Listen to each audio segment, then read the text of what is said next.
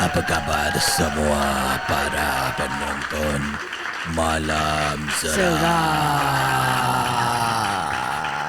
Ya, kita berjumpa sekali lagi.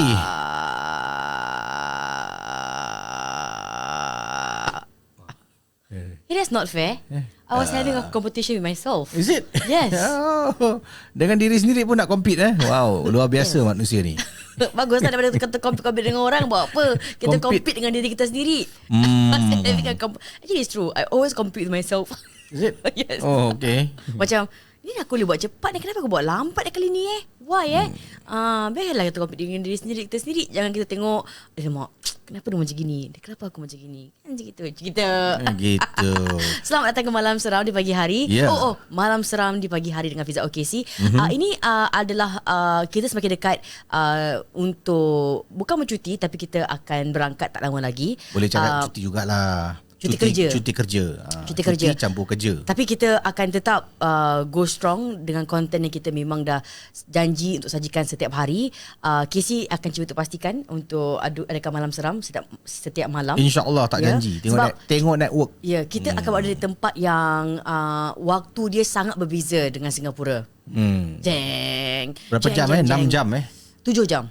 7 jam ke belakang dari Singapura. Jadi saya pun kurang pasti kalau saya dapat kenalkan rancangan-rancangan Fiza Girlfriends. Tapi yang pasti, yang confirm, Malam Seram Pagi Hari akan confirm bersama dengan awak. Dan juga Feast Zao akan juga confirm bersama dengan awak. Untuk hari Isnin, Rabu dan juga Jumaat, kita sedang lagi usahakan untuk tengah fikirkan network dan sebagainya bila kami berada di luar negara. Anyway, hari ini macam biasa, terima kasih untuk yang telah pun share. Terima kasih kawan-kawan di Facebook yang share, terus share. Dan kami perhatikan kalau kami lakukan rancangan rakaman kami buat di luar ke apa kan, views bagus, tapi mungkin ramai yang kurang share sebab lupa nak share sebab kami jarang ajak untuk share. Jadi terus share. Kalau awak tengah tonton di YouTube, anda boleh klik pada butang share dan share di WhatsApp group chat awak. Betul. Dan baru-baru ini kita telah pun pergi ke Mount Faber.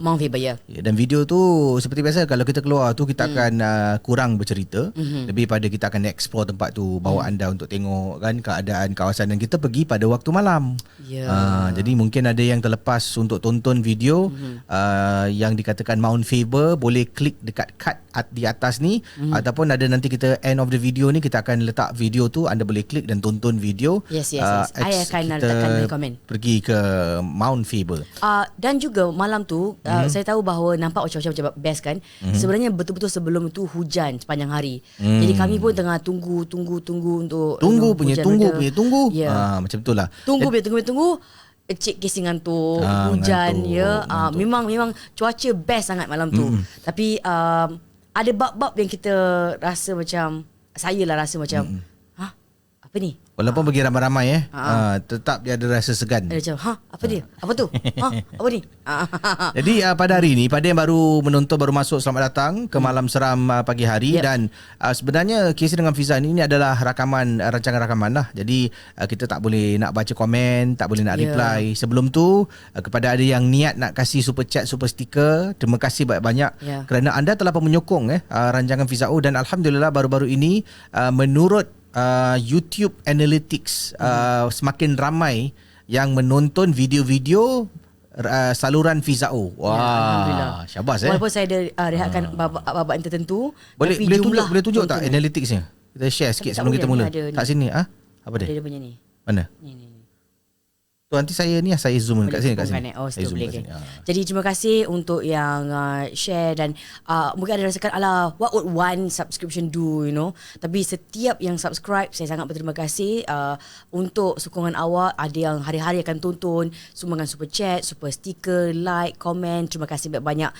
Dan saya tahu bahawa kalau ketika kami ke Mount Faber, ada 3 yang menyumbang super chat dan juga super sticker. Ketahuilah bahawa bila saya ternampak aja, saya akan cakap terima kasih pada pengirimnya. Jadi saya akan cuba untuk masuk ke live chat as and when saya boleh untuk ucapkan terima kasih pada yang menyumbang super chat juga super sticker. Kawan-kawan di Facebook, saya perhatikan juga bahawa bila saya tamat live, alamak, ada penyumbang stars lah. Sebab di Facebook berbeza sedikit. Stars berbeza sebab setiap 100 stars equals to $1. Kalau di Facebook nampak $10 berarti $10. 100 means $100 kan? YouTube. Sorry. Di Facebook, Di YouTube kalau dia kata $10 berarti $10.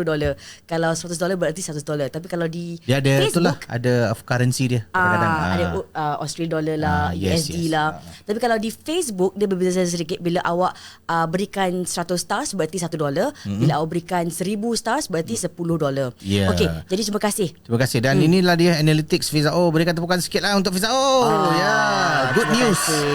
Your channel receive more views than usual. Jadi dapat lihat peningkatan dari segi viewers.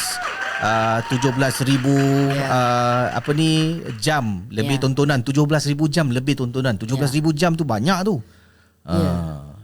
Dan juga jumlah keseluruhan tontonan meningkat 43,100 views. Wow. Jadi syabas tahniah. Terima kasih. Ini semua adalah sokongan anda. Jadi dengan itu Casey dengan Fiza tidak ingin membuang masa.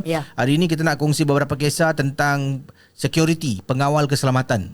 I actually Fiza akan mulakan dulu. I tak faham macam mana orang boleh buat kerja security sebab awak betul-betul satu kan? Macam mana awak boleh bertagak sepanjang malam. Kedua, keberanian tu. Okey. Mau berani je lah. Kalau sudah bersedia kita teruskan dengan Malam Seram Pagi Hari.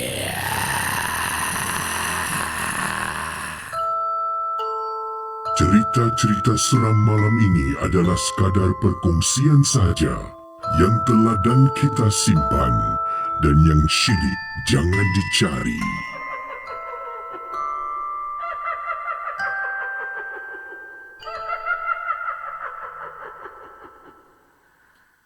Okey, kita akan teruskan kisah yang pertama dalam rancangan Malam Seram Pagi Hari. Jadi kalau sudah bersedia, kisah tentang pengawal keselamatan atau security. Fiza, bacakan dulu. Boleh, silakan. Kisahkan betul kan ya? Ya, betul. Okey, so inilah kiriman cerita dari Kado. Katanya, salam bos Casey. Kalau boleh jangan pakai nama sebenar bila saya hantar email ini. Panggil saya Kado sahaja. Dan saya bekerja di sebuah hospital di Singapura sebagai seorang technician. Dan ini berlaku tahun 2014 begitu. Dan sekarang ni aku dah pindah lah bekerja ke hospital yang lain. Okey, untuk nak dipendekkan cerita ni, waktu tu aku kerja night shift malam. Dan partner aku ni seorang pakcik. Jadi bila aku dapat panggilan dari security, ada bunyi alarm dekat mortuary. So saya pasti setiap hospital ada of course lah mortuary mereka tersendiri Jadi waktu malam tu ada bunyi alarm.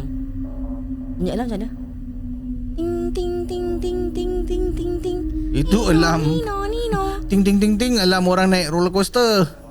Ting ting ting ting. That's why so macam bunyi alarm. Mortuary bunyi alarm. Mortuary bunyi alarm. Nanti insya-Allah saya dah masuk, saya boleh tahu. Mana aku tahu. Mortuary bunyi alarm. Ada dah tanya saya. Sorry saya. Ya, ingat. Okey. Silakan. Tengah fikir ni aku nak baca ni. Bunyi alarm tadi. So bunyi alarm dekat mortuary. So aku dah agak dah. Ni mesti lah fridge mortuary ni tak tutup dengan betul. Oh, sebab baru kita tahu kalau mortuary fridge tak tutup betul boleh bunyi alarm Yalah, nanti kat dalam tu dia tak beku betul lah. Nanti benyek kan. Macam tak dapat apa tu? Tak sejuk dengan betul lah. Nanti boleh dikompos dengan cepat. Okey. So tak betul. Baru kita tahu bahawa semua dipasang dengan alarm fridge ni So tak ditutup dengan betul. So pakcik yang partner dengan aku ni waktu tu dia ada kerja dekat tempat lain yang kebetulan ada power trip. So okey lah. Sebab aku pun tengah sibuk kerja, aku pun pergi sorang-sorang. Pergi ke Block 9 mortuary. Aku naik basikal. Naik basikal lah. So ni hospital yang besar. Dia technician lah. Technician. Tajuk dia hantu security ingatkan cerita security. Dia security lah. Dia security juga. Dia kerja dengan security. Okey. So dia kena pack up with a security officer. Waktu malam. So security officer ni pakcik ni lah. Pakcik ni yang bawa dia untuk pergi ke tempat mortuary ni. Cerita tak pay attention. Saya soalan lagi. Dengar. So pakcik ni kawan dia. Yalah. Security. Dia dekat tempat lain ada power trip. So bila bunyi ting ting ting ting ting ting ting ting ting ting. Dia macam alamak, mana kawan aku mana partner aku pakcik tu dekat bangunan lain, power trip. Cakap sikit power trip je.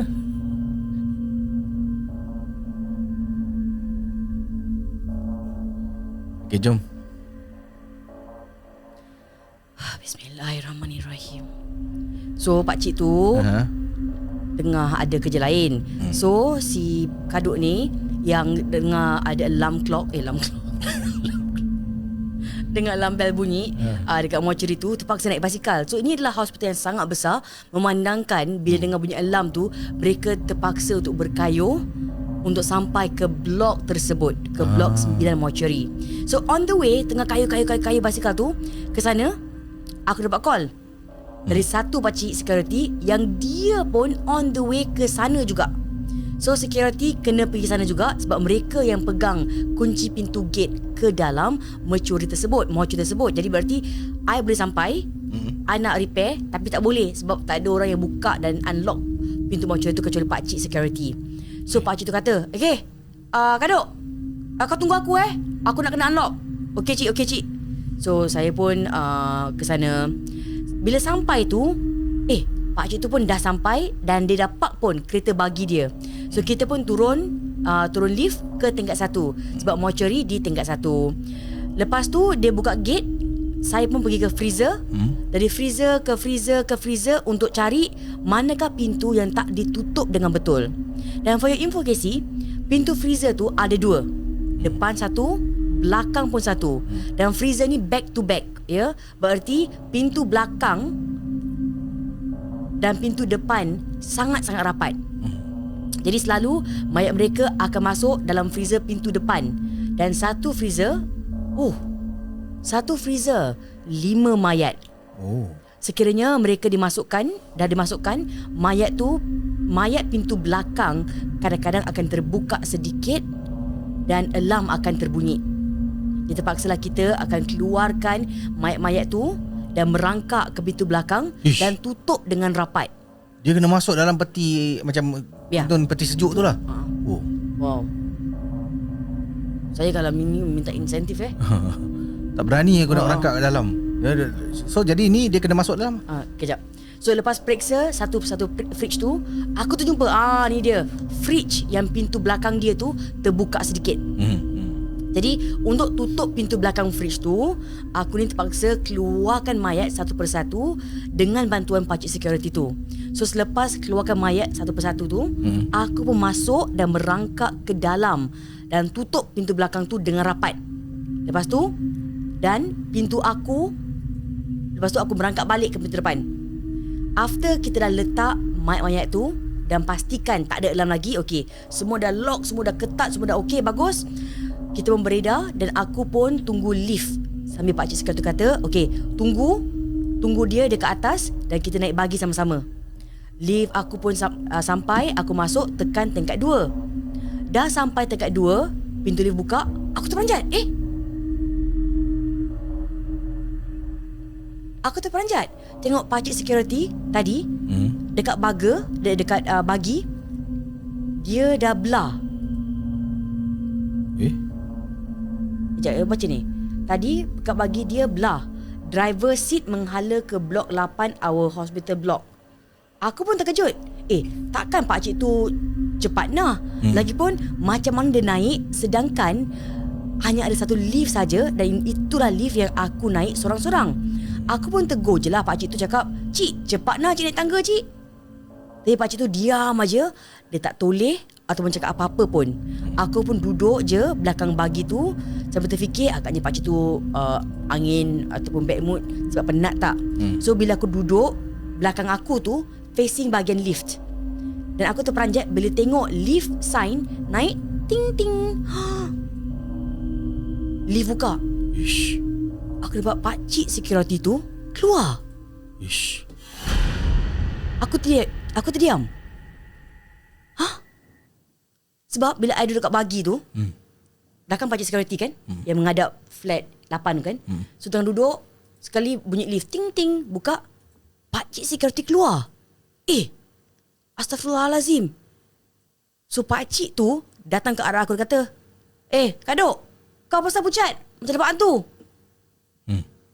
Lepas tu aku toleh belakang, pakcik yang tengah kononnya kat bagi nak drive off tu dah tak ada. So I rasa pakcik tu pun tahulah ada nampak benda. Pakcik tu pun cakap, kau dah nampak pergi baca surah. pergi baca surah-surah. Tempat dia memang keras. Basikal kau tak apa, kau tengah sini sudah. Nanti besok pagi betul-betul kau datang balik, kau ambil basikal kau. Yang ni kau buat bodoh sudah. So pakcik tu terus hidupkan enjin dan kita bergerak dari situ. Dan uniform yang kita pakai tu nak kena buang KC. Kalau tidak akan bau mayat. Itulah salah satu pengalaman saya bekerja di hospital tersebut. Ish. Yang benar dari Kaduk bukan nama sebenar.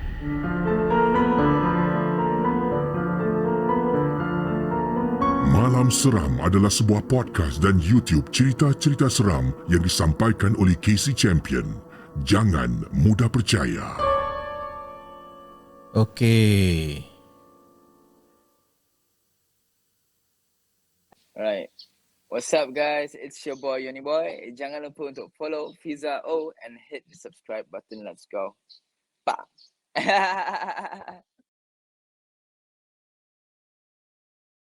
Baiklah, terima kasih yang tengah tonton kami live untuk Fiza OKC Malam Seram di pagi hari. Dan kita telah pun terima kasih pada Kaduk untuk kiriman cerita yang sangat menarik. Dan saya tak rasa saya boleh survive bekerja di sana untuk lebih dari 2 hari. Kalau hari pertama yang interestingnya dia kata, cuba tak boleh. Nanti tak apalah. Yang interesting tu dia kata kalau masuk dalam bilik mayat tu kan bau.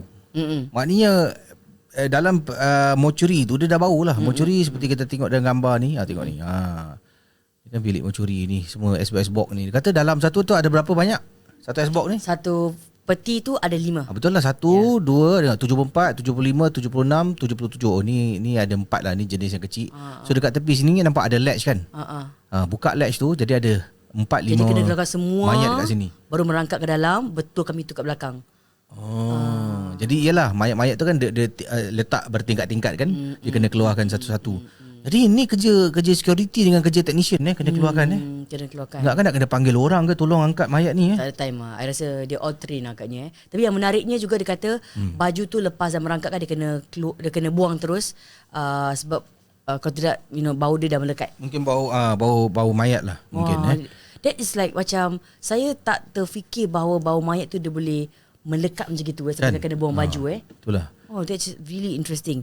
Baik, terima kasih Kaduk untuk kiriman cerita yang sangat menarik untuk kongsi dengan kami. Skop kerja awak yang kalau awak tak ceritakan saya takkan tahu.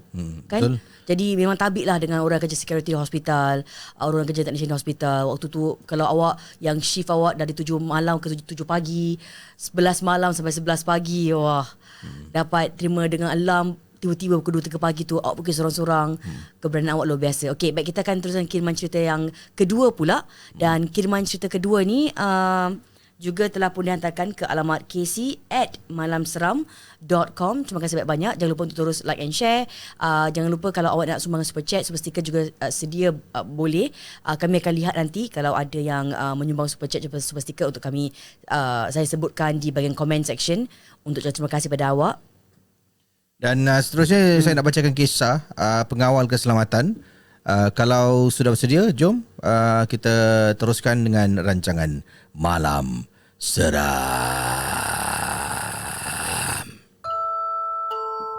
Cerita-cerita seram malam ini adalah sekadar perkongsian sahaja yang telah dan kita simpan dan yang syilid jangan dicari.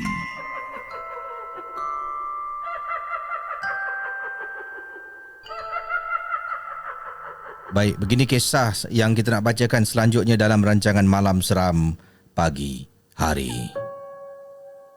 Ini datang daripada Encik Encik Ahmad. Assalamualaikum Kisi. Waalaikumsalam. Saya nak berkongsi pengalaman. Saya bekerja sebagai seorang pengawal keselamatan di salah sebuah hotel dekat Singapura. Jadi kita sebagai security ni selain daripada kita nak kena buat clocking, tu benda biasalah. Kalau nak tempat yang kita kena buat clocking tu agak jauh, sunyi, seram, memang sukar untuk kita jalankan tugas. Tapi apakan daya, ini adalah tanggungjawab kita sebagai seorang pengawal keselamatan. Doakanlah kita semua ya. Kemudian katanya dekat sini, ini berlaku di hotel. Apabila saya mendapat panggilan daripada front desk mengatakan, Mr. Ahmad, can you please check at the swimming pool? Katanya there's still someone swimming dekat kolam renang, kata Cik Ahmad. Dia kata, Apa saya tak tengok? Tak nak check. Baju ni dah baca belum? Asal saya dah baca ke? Saya dah baca. Nama ni betul? Ahmad, Azhar Ahmad. Nama saya tak ingat. Cerita saya. Sekejap, dia macam orang Jepun. Yap, dah. Ha? Dah baca? Yap. Dah baca Dah. Alamak. Ni you yang baca. Okay, tak apa kejap saya tukar Jangan marah. Baik. Oh, lupalah nak letak. Selalunya saya akan letak star kat sini. Okay, minta maaf. My bad. Okay. Seterusnya, yang ini kisah daripada pengirim kita. Okay, ini dia. Assalamualaikum KC, geng momok semua. Saya nak share pengalaman sebagai seorang pekerja security di sebuah hotel. Kisah berlaku pada beberapa bulan yang lalu dan waktu tu saya sedang bekerja. Ada seorang intern yang bekerja dekat hotel ni yang mana suka sangat berbual dengan saya. Sebab dia ni jenis yang suka sangat tahu tentang cerita-cerita hantu, sejarah hantu dekat hotel. So siapa lagi kalau dia nak tanya kalau bukan pengawal keselamatan sendiri kan. So budak lelaki ni memang favourite lah.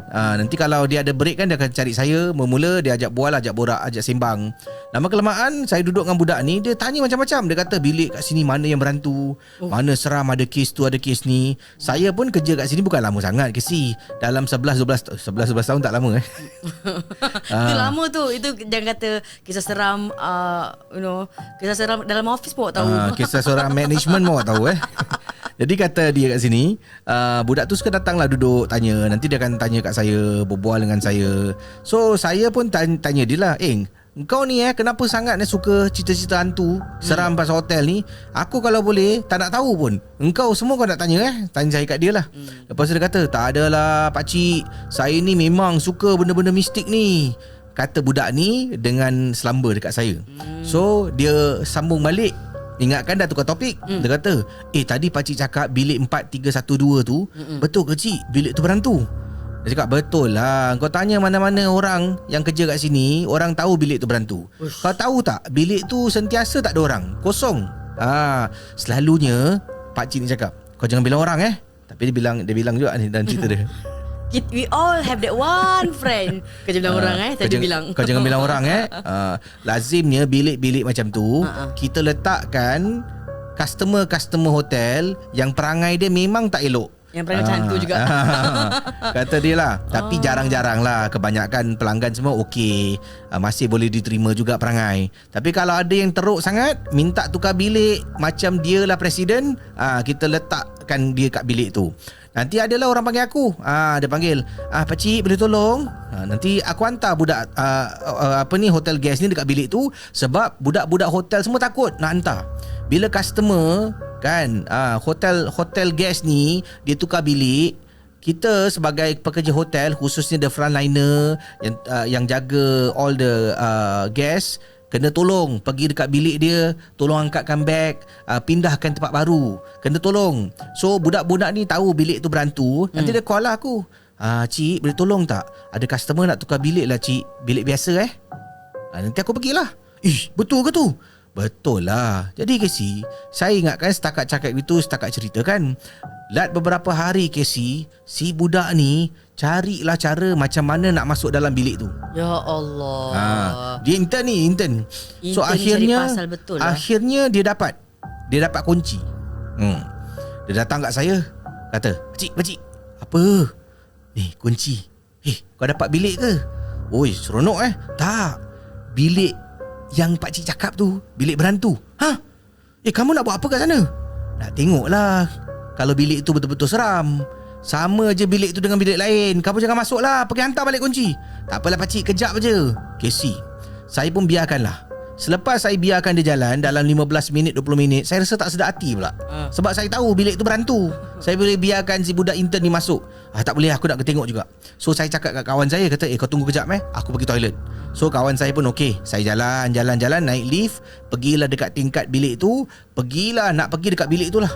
Saya tengah jalan dekat bilik tu, jantung dah berdegap-degup. Sebab sebagai seorang pekerja yang dah kerja dekat sini, saya tahu bilik ni memang berantu. Antara perkara yang pernah dilaporkan oleh hotel guest adalah ketika tengah tidur, nanti dia akan nampak perempuan merangkak atas siling. Ya Allah. Pernah Casey, hotel guest sepekik-pekik histeria, kata ada perempuan merangkak atas siling. Jadi Nak check lah tahu hotel mana. Hotel mana. Jadi dia tak cakap hotel mana pun. Dia kata cerita tentang hotel ni. Sekejap hotel ada lah. Dia letak nama. Oh ada lah. Ada. So dia kata saya pergilah Casey dekat bilik tu. Bila masuk dalam bilik tu, pintu dah terbuka sikit tau. Macam agak terenggang sikit. Saya panggil budak tu lah. Dia tak cakap siapa nama. Kata saya panggil. Contoh nama Sofian lah Sofian. Yan. Sofian. Pintu Kemudian saya tolak pintu. Pintu terbuka sikit. Saya tolak balik. Pintu terbuka. Saya nampak Sofian tengah duduk dekat atas katil sambil mendongak ke atas, mulut ternganga.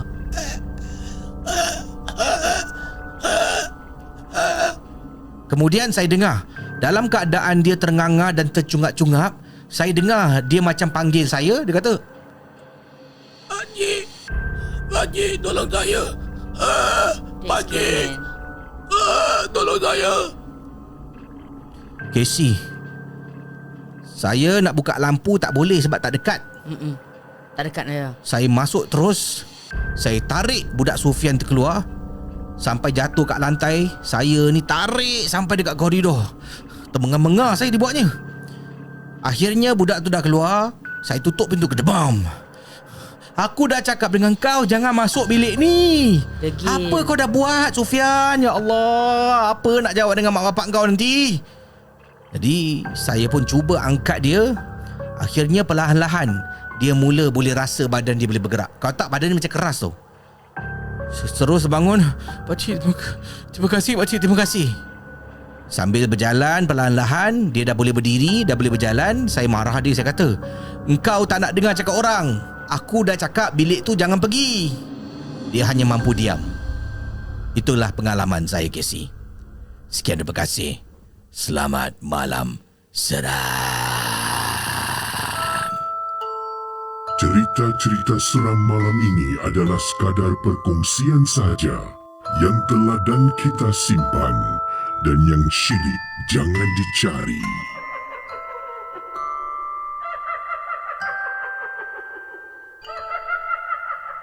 Itu dia kisah security.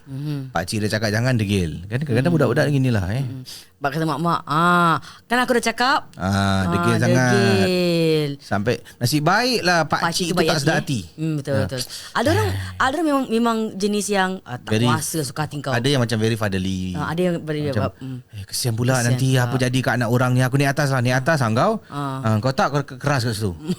Betul lah. Lepas tu degil pula tu kan? Dan dia ni bukan cakap apalah, you are just interning, you baru tahu tempat tu, you baru kerja kat situ, you tak tahu how teruk is that place. Yes. So bila orang kata dah warning, jangan pergi.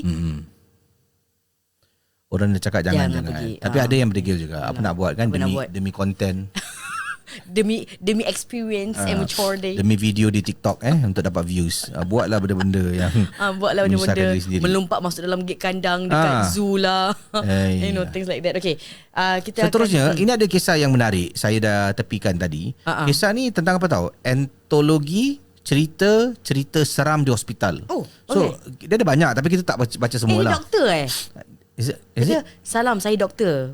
Saya Dr. B. Dr. B. Dia doktor lah. Doktor kirim cerita seram Saya seorang pakar kanser darah di Malaysia. Wow. Ni boleh interview untuk girlfriend, tanya pasal penyakit Tiba-tiba dah hantar cerita hantu aku kalau doktor. Ni nak tanya you pasal penyakit. Jangan sebut nama tertera di alamat Dr. email. Dr. B ada beberapa antologi cerita-cerita seram dia. Ada cerita seram 1, cerita seram 2, cerita seram 3. Ini semua mungkin berlaku kat hospital lah. Cerita seram 3, 4, 5. 5. Ini dia, boleh buat cerita pendek malam seram. Dia siap ada all the details pukul berapa, day 1 admitted, day 2 kan, nampak? Day 3. Dia betul-betul macam doktor tulis lah. Macam doktor kasih memo obat. Betul, terperinci lah. Terperinci gila. Babe, I kid you not. Tulisan Dr. B ni dah boleh buat satu DVD malam seram. Betul Jadi Fiza akan bacakan Fiza baca satu cerita daripada Dr. B ni. Mungkin cerita satu, saya baca cerita yang kedua lah tentang Pak Gad.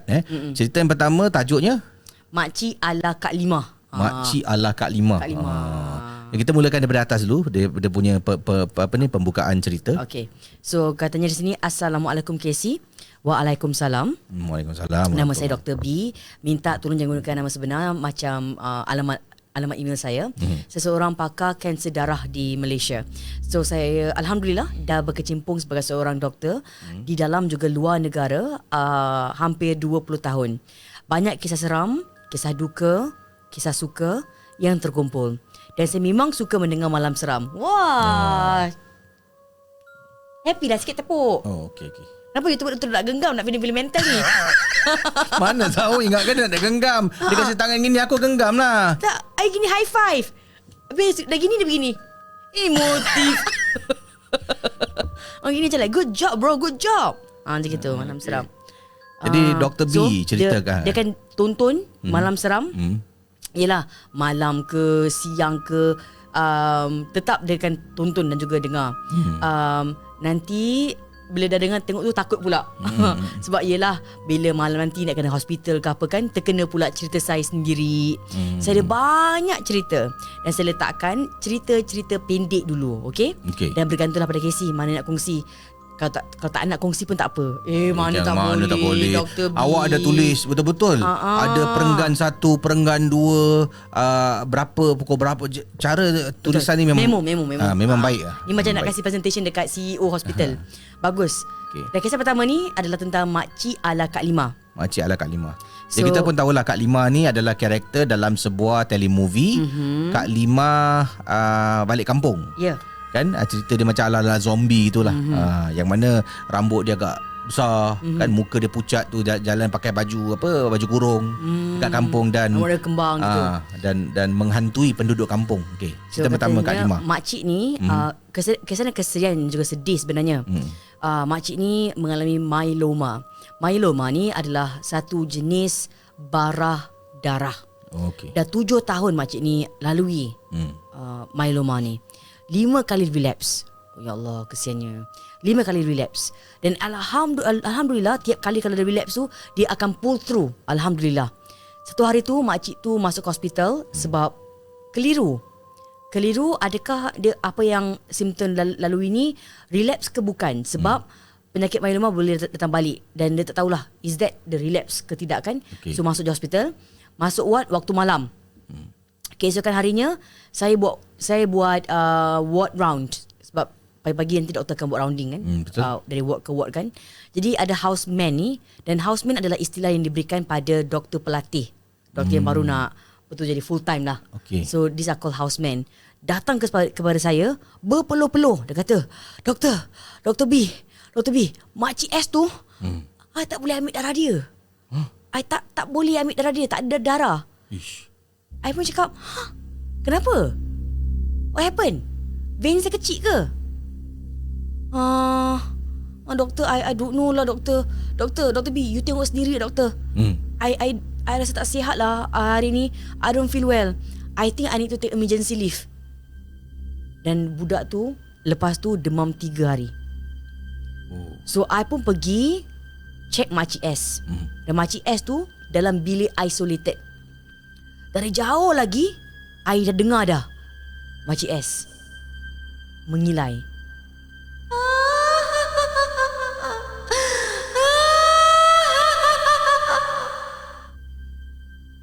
So I jenguk kat tingkap dari jauh. I jenguk dari jauh ni macam bunyi mengilai. Apa tengok? Dan bila tengok tu I meremang. Mata dia betul-betul tengok ke arah saya. Rambut dia menggerbang. Betul-betul macam hantu Mak Limah.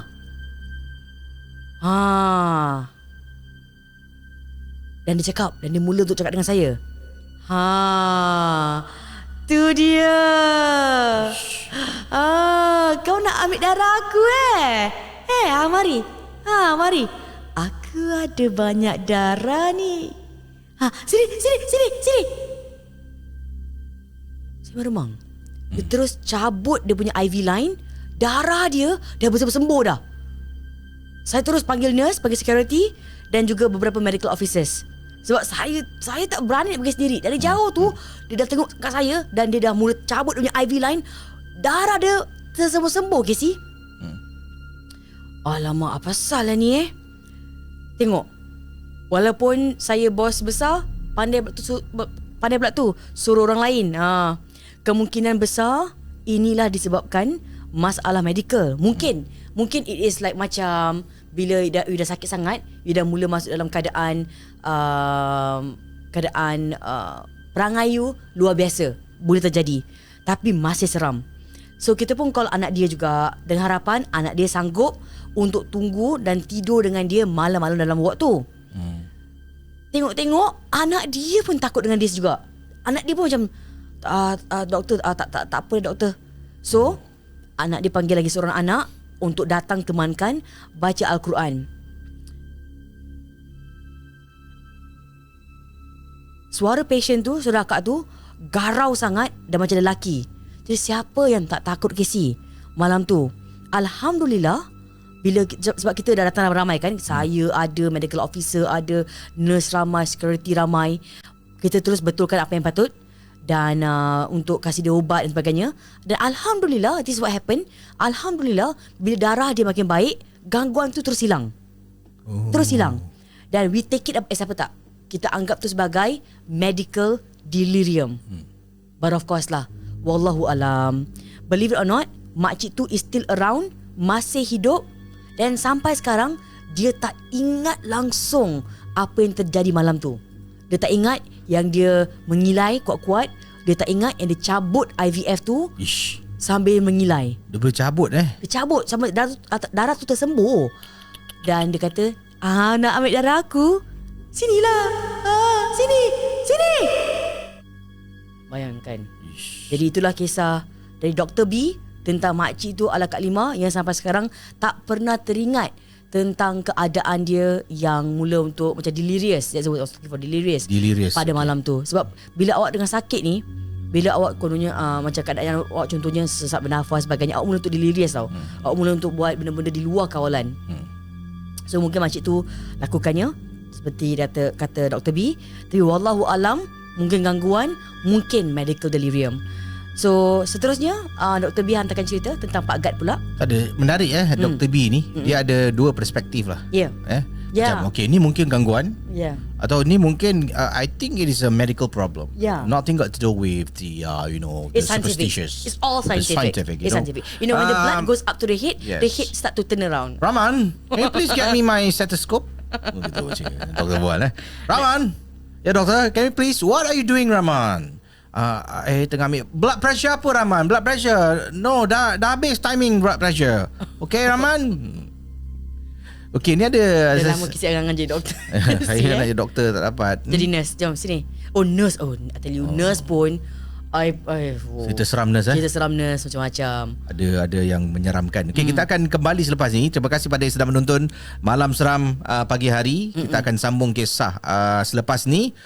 Kiriman daripada Dr. B dengan tajuknya Pak Gad buat round. Ini adalah perspektif pengalaman daripada seorang yang bekerja dekat hospital. Kalau selalu kita dengar cerita daripada nurse, saya pernah cerita daripada Pak Gad, cerita daripada abang security. Ini perspektif daripada seorang doktor pula. Kita kembali selepas ini dalam rancangan Malam Seram di pagi hari. Visa and girlfriends. Visa and girlfriends. Ikut gaya cara baru to the top, no less. Alam baru, channel baru. Visa and girlfriends.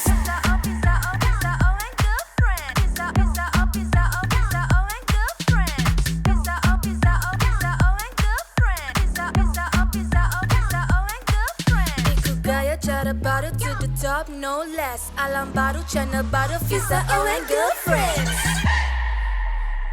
Baik, Malam Seram kembali. Malam Seram di pagi hari dengan kisah kedua daripada Dr. B dengan tajuk Pak Gad buat round. Gini kisahnya.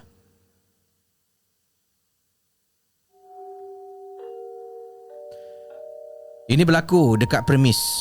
Dan premis hospital kita tahu kan, kadang-kadang dia ada premis blok A, blok B, ataupun mereka gunakan nombor blok 1, blok 2. Dan kadang-kadang mereka gunakan nama-nama seperti utara, selatan. Dan ini Menara Timur Hospital ... Ya, dekat hospital ni. Kejadian ini berlaku pukul 8.30 8:30 malam. Masa ni saya baru jadi specialist, baru pindah hospital baru. I was still young, Casey. Semua benda tak takut. Baru habis solat, so was going to menara utama untuk menziarah seorang pesakit yang ada dekat menara itulah. Jadi saya pun ambil keputusan untuk menggunakan tingkat 3, iaitu tingkat 3 ni adalah bangunan yang bercantum. Ada jambatan yang mencantumkan bangunan menara A dengan menara B, ataupun dia kata kat sini menara utama dan menara timur. Sorry Casey, tak ada diagram sebab bukan arkitek untuk lukis. Pandai doktor buat lawak sambil jalan dekat koridor gelap yang tak ada sangat lampu tapi ada phone, so type distract kan. No one in the corridor sebab laluan tu untuk staff saja. That particular corridor memang tak ada public, untuk staff hospital, kaki tangan hospital lah. Boleh jadi all the nurses, boleh jadi kaki tangan pentadbir dan sebagainya. Tiba-tiba Casey tengah jalan ni, so kita sebagai manusia, kita tahu tempat ni sunyi, tempat ni seram, kita cuba distract diri kita. Tengok phone, type, cuba tak nak fikir bukan, tak nak fikir bukan, tapi tetap takut ni. Dan suddenly you tahu tak, dekat koridor tu you seorang aja. And then suddenly datang, Assalamualaikum doktor. Saya angkat muka, nasib baik orang. Terperanjat juga tiba-tiba dekat koridor. Assalamualaikum. Kata nasib baik orang. Pak Gad yang memang dikenali, tapi sampai sekarang saya tak tahu nama dia. Saya nampak cuma tanya, Cik khabar? Very friendly chap lah. Saya pun selalu tegur dia, dia pun tegur saya kan. Dia pun kenal, kata Assalamualaikum doktor. Dan Pak Gad tu kata kat saya, on call ke doktor? Saya cakap balik, ya pakcik, pakcik sihat? Dan pakcik cakap, Alhamdulillah, macam tu lah doktor.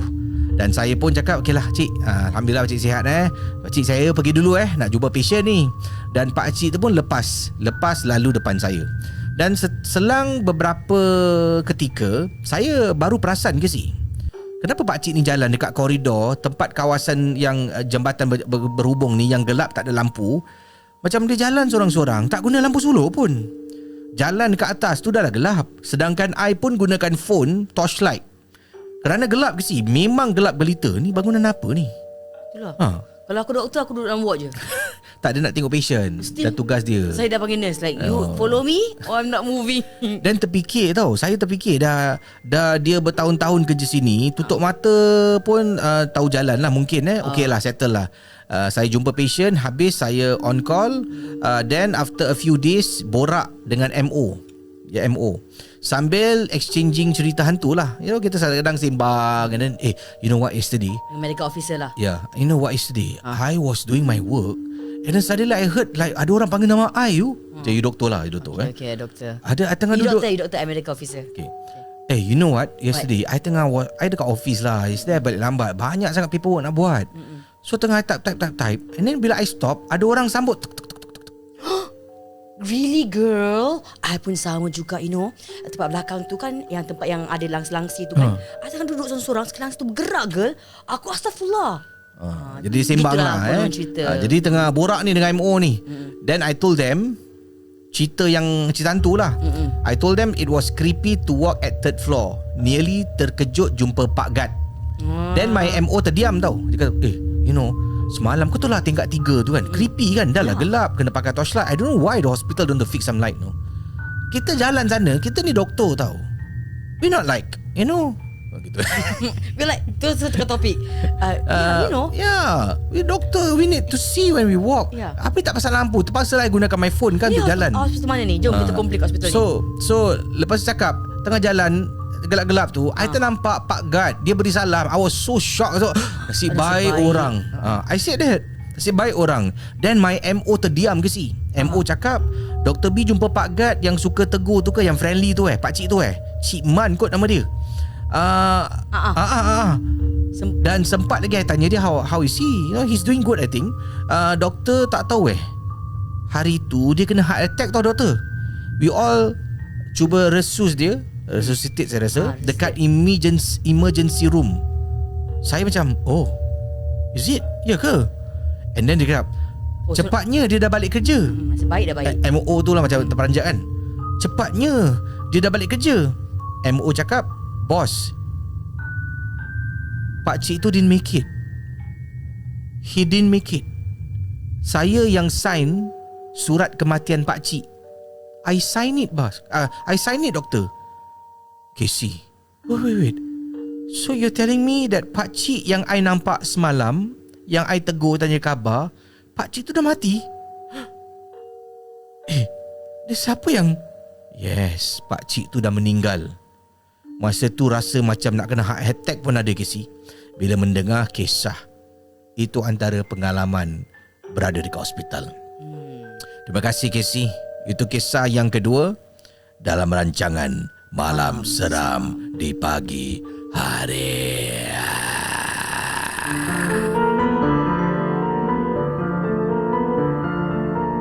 Malam Seram adalah sebuah podcast dan YouTube cerita-cerita seram yang disampaikan oleh Casey Champion. Jangan mudah percaya. Terima kasih pada yang sedang menonton Malam Seram di pagi hari pada pagi ini. Jangan lupa yang baru masuk gelanggang Malam Seram pagi hari pada hari ini, rancangan ini adalah rakaman kerana kita sibuk sepanjang minggu ini, terlalu sibuk dengan beberapa kerja-kerja di luar studio. Doakan semoga semua berjalan dengan lancar, insya-Allah ya. Teruskan komen, teruskan komen di bahagian comment section dan jangan lupa untuk terus share sebab ada butang share yang mudah untuk awak klik. Kalau di Facebook, share saja di page awak. Kalau di YouTube ni boleh tekan butang share dan share di WhatsApp group chat ataupun boleh share di IG story awak. So terima kasih terlebih dahulu. Hari ini kisah-kisah yang kami terima ni kebetulannya semua sekitar hospital. Tadi adalah security bilik mortuary. Satu adalah hotel. Satu lagi adalah bilik mortuary tadi oleh seorang technician dan dua adalah kisah seorang doktor di hospital. Dan sebenarnya Dr. B ni berkongsi banyak lagi kisah-kisah seram. Nanti akan saya paparkan dalam rancangan Malam Seram juga. Yang nak yang paling panjang ni lah. Paling panjang. Okay. Kan ada yang paling panjang ni. Tapi yang ringkas tadi tu anda dapat dengar pengalaman seorang doktor dekat hospital ni banyak sebenarnya. Tapi ada doktor cuba brush it off as tak ada apa-apa lah, just I penat sangat kot. Gitu. Sebab mereka because sometimes you just have so much things to do, sibuk sangat. You nak kena fokus pada benda yang bagi you life and death. Because literally diorang bekerja hari-hari antara hidup dan juga mati. Doktor B ni doktor apa? Tadi cakap? Tadi doktor pakar kanser. Oh, pakar kanser. Pakar kanser darah di Malaysia.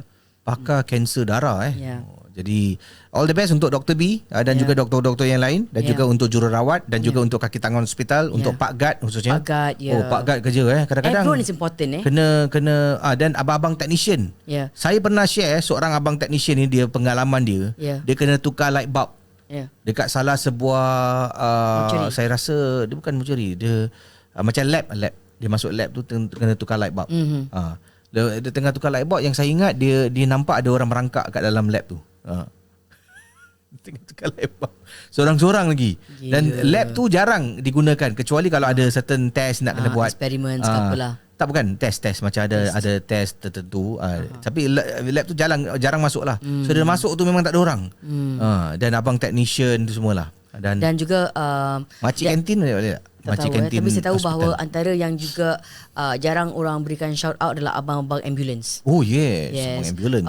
Sebab mereka adalah juga perantaraan dari patient tu dari rumah sampai ke hospital. Sebab mereka tak boleh dia bukan setakat hantar delivery tau. Dia adalah on the way tu mereka pastikan the patient is stabilized.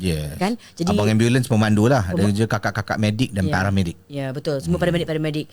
Terima kasih for doing what you're doing all right now. All the frontliner lah ini, khususnya. You're making a big difference to everyone's lives. Dan nak pada awal COVID berlaku tu, hospital sampai sekarang saya rasa hospital pun tengah sibuk sangat dengan pesakit-pesakit yang positif COVID, dan saya harap anda semua dapatlah jaga diri masing-masing kan. Dan juga dari kala kita tahu bahawa ada ramai pesakit COVID di hospital, juga ada ramai pesakit yang bertaruh nyawa mempunyai lain-lain complication di hospital juga, dan juga dibantu oleh para medik juga, ada frontliners yang sangat penting. Betul. I rasa kita memang tahu mereka penting dan kita ucap terima kasih, but it's not enough sebab really they're making a difference. Dan begitu juga pengalaman kisah hospital ni dia ada banyak kategori tau. Ada yang hospital jenis hospital public. Ada yang private. Ada juga hospital khususnya untuk warga-warga lanjut usia. Daripada mereka duduk kat hospital tu macam tempat mereka pulih lah. Ataupun adalah hentian terakhir mereka sebelum meninggal dunia. Memang sedih. Baik, kita akan berkongsi kisah selanjutnya dalam rancangan Malam Seram di Pagi Hari. Terima kasih pada anda yang dah berikan sumbangan super sticker, super chat. Mohon maaf kita tak sempat tak boleh nak baca sebab ini adalah premier kan. Kita rakam rancangan ini dan juga di Facebook. Terima kasih bagi anda yang telah pun kirimkan stars ya. Facebook stars. Terima kasih. Kawan-kawan di YouTube yang sumbangkan super sticker, super chat, juga terima kasih banyak-banyak dan kalau kami kesempatan untuk melihat live chat, kami akan terima kasih di live chat. Kalau tidak, saya akan letakkan nama-nama anda di bahagian comment section untuk yang menyumbang super sticker juga super chat. Terima kasih banyak-banyak. Dan kita akan berkongsi kisah selanjutnya. Yang terakhir ya. Fiza akan bacakan. Nak baca daripada ni ada doktor, ada lagi kisah pendek dia. Ada lagi? Ada lagi. Ni quite short lah ni very short. Doktor jugalah senang lah kita habiskan sebab ada kisah-kisah panjang ni saya bacakan nanti during Malam Seram. Okey, jom. Cerita-cerita seram malam ini adalah sekadar perkongsian sahaja yang telah dan kita simpan dan yang syilid jangan dicari.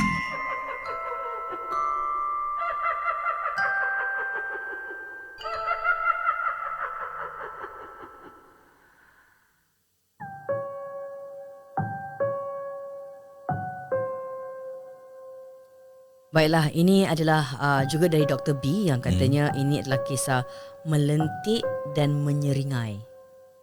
Melentik dan menyeringai. Ui, menyeringai. Menyeringai.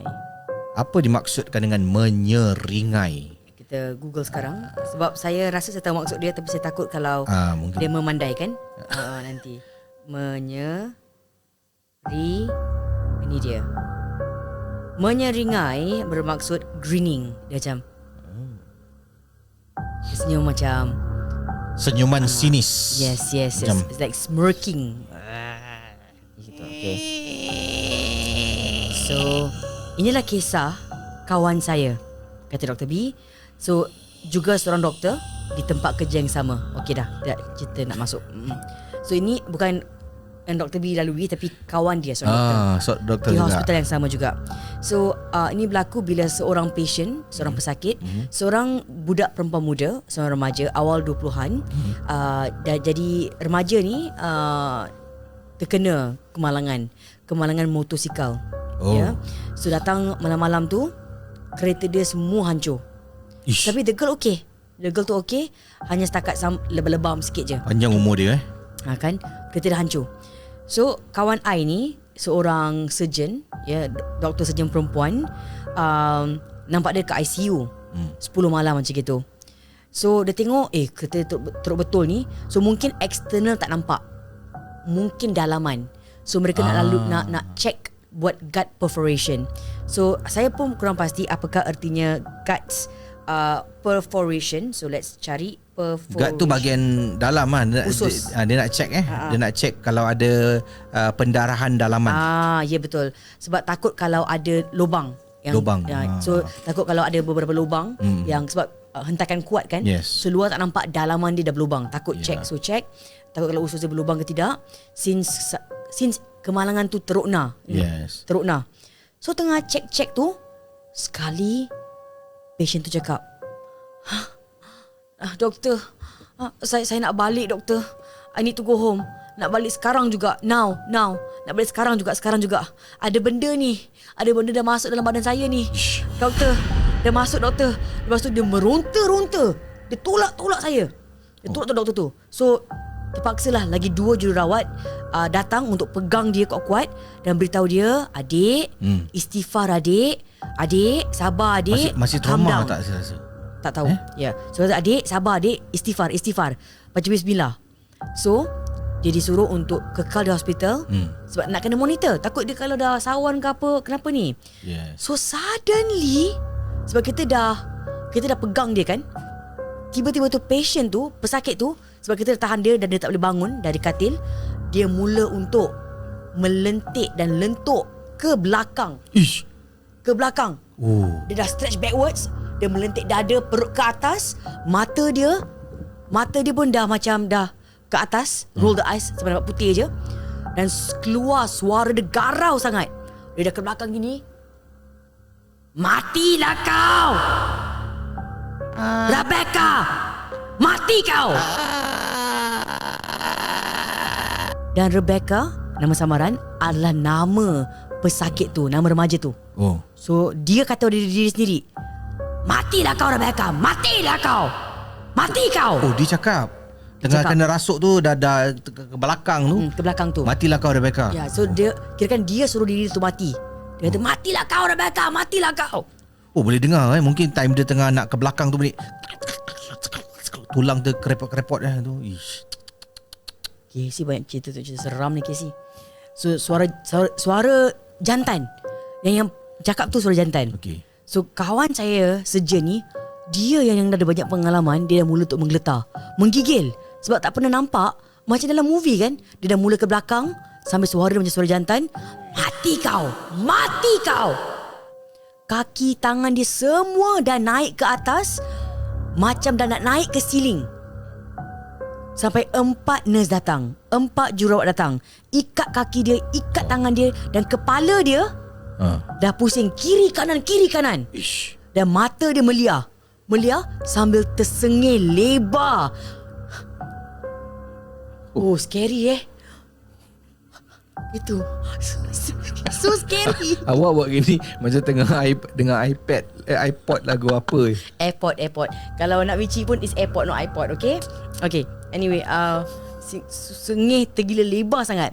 So by the time, like, awak cerita ni seram tau. Tahu dengar. Please. Yes. Okay. Cerita seram dia nak tambah-tambah tau. By the time tranquilizer sampai, kawan I tengok kan tukar cerita kan. Okay, so doktor kata okay, tranquilizer sebab nak kena tenangkan dia kan, nak kena macam tenangkan dia biar kena macam lemah sikit kan. So kita pun tengah tunggu tranquilizer sampai tu, kawan I nak cocok dia tapi curi lah, takut nanti kalau dia gigit ke, dia tarik ke. So tengah tahan tu, so kawan I perlahan-lahan dia inject lah macam tu, inject. Curi nak cocok lah sebab takut kena gigit dengan dia kan. Tapi this is the weird part. So bila nak inject ni, sembunyi ni, budak tu terus tengok dia dan tersengih.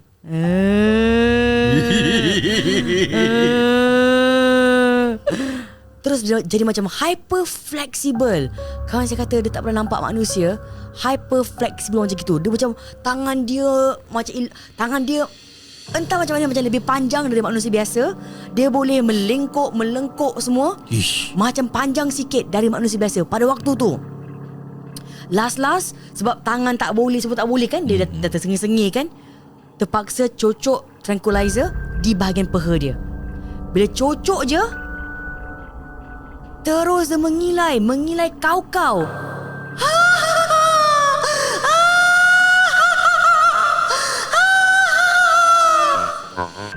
Semua dah pucat lesi dah. Dan maybe dia mengilai tu kuat-kuat tu tak sampai 1 minit. Semua dah pucat lesi. Dia tengah mengilai kuat-kuat tu. Selama seminit penuh dia mengilai kuat-kuat dan terus rebah pingsan. So overnight mereka ikat tangan dia, ikat kaki dia, panggil husband dia datang, suruh azankan dan baca Al-Quran sebelah dia. Husband dia pula, this is surprising, husband dia yang nampak tu tak terkejut. Habis doktor ni buat kelakar. Ada backstory lah tu. Betul ni. Mungkin ada lah benda yang husband benar. tak terkejut pula. Ada backstory lah tu.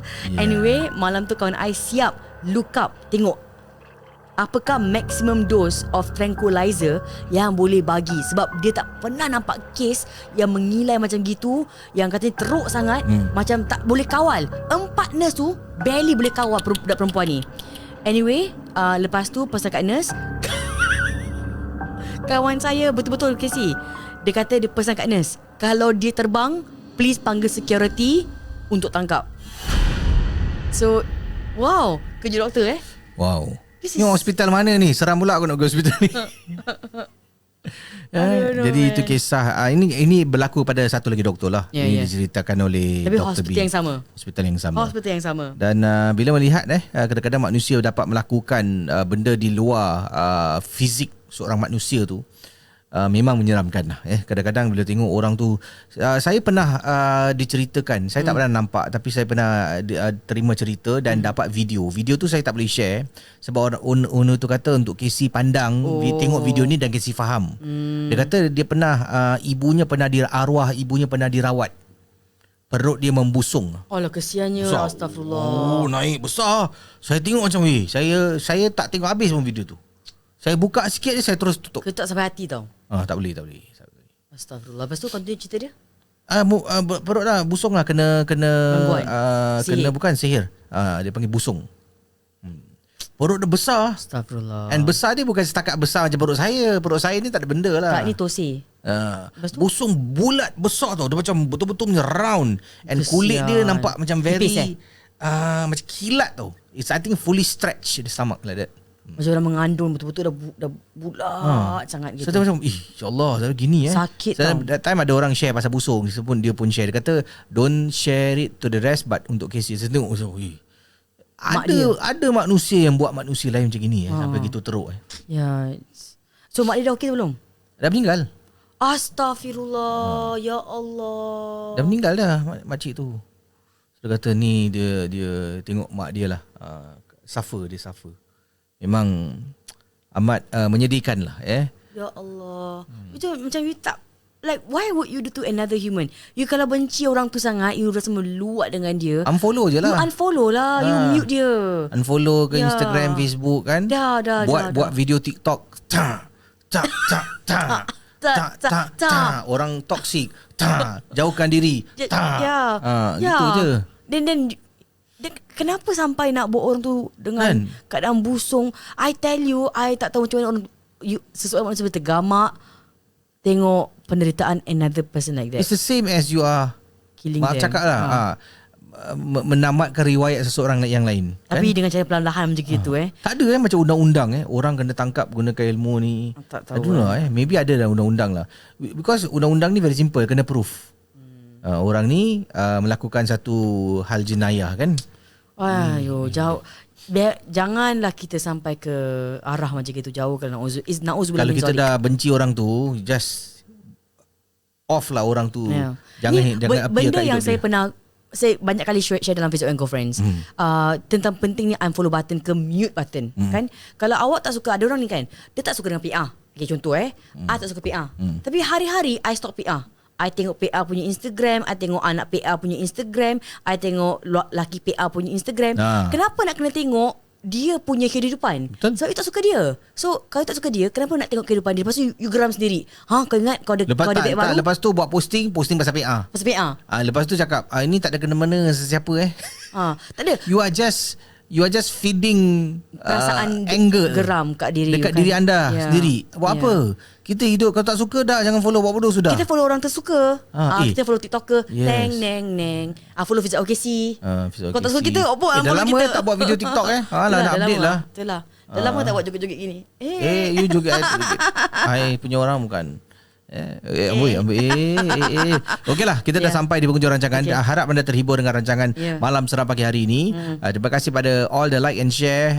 Kalau boleh lebih banyak share sebab kita nak tingkatkan jumlah yang menonton kan, seperti baru Casey dengan Fiza share awal tadi. Ni dia nampak good news, your channel receive more views than usual. So tapi katanya subscriber count grew at a typical rate adalah pada kadar biasa. Kita akan naik ke kadar yang luar biasa insyaAllah. Betul. Dan hari ini adalah of course hari Khamis. Kita doakan semoga dengan setiap sokongan yang kita terima dalam Malam Seram pagi hari, semoga awak juga kita akan dapat consistently terus menerus lakukan konten-konten untuk tontonan awak sampai jangka waktu yang jangan lupa juga lagi. untuk support rancangan seperti Fiza rancangan kita makan-makan.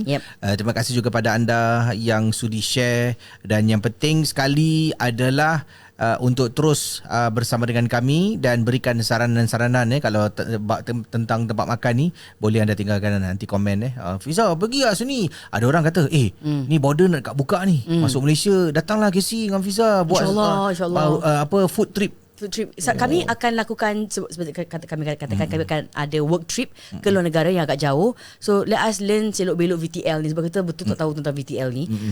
Dan doakan kami pun tak tahu betapa mudahnya ataupun susahnya VTL kalau ke Malaysia sebab terakhir kawan saya ke Malaysia mungkin 2 bulan lepas begitu dan masih lagi waktu tu agak leceh. Jadi kita pun ada tanggungjawab, kita pun ada anak kat Singapura kan, dan ke sekolah sebagainya. Jadi takut kalau terlalu lama ke Malaysia sebagainya. Jadi doakan kita dan beritahu kita kalau visa KC ni senang tau actually, boleh pergi 3 hari lepas tu balik ke Singapura sebagainya. Let us know lah kalau if it's workable kan. Okay. Dan kita undurkan diri. Terima kasih sekali lagi. Jangan lupa like, komen dan share. Dan jumpa lagi dalam satu lagi episod Malam Seram di Pagi Hari. Cerita-cerita seram malam ini adalah sekadar perkongsian sahaja yang telah dan kita simpan dan yang syilid jangan dicari.